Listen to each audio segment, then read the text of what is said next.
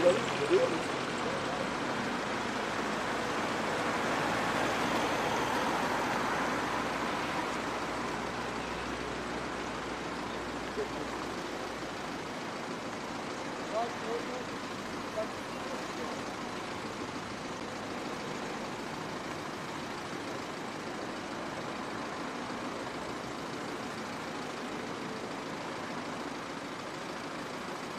Görüyor musun?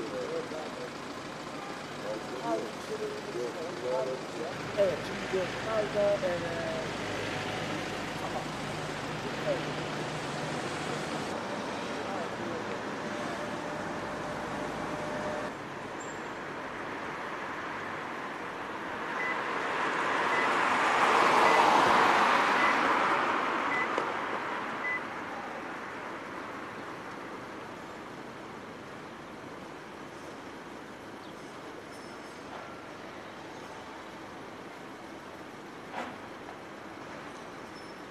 Görüyor musun? Evet abi, aynı yerdesin.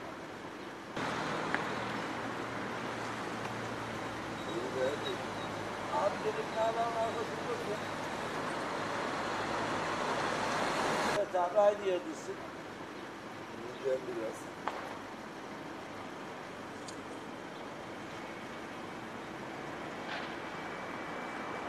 O tarafa gittin abi.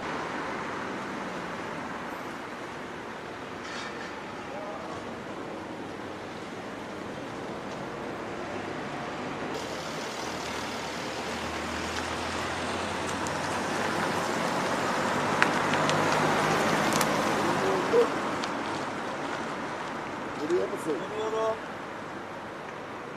Aynı öyle bir devam ediyor.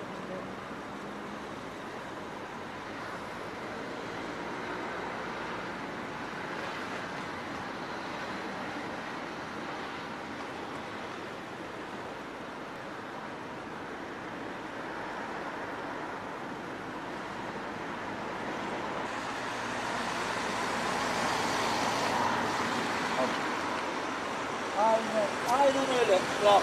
Geçmiş olsun, geçmiş.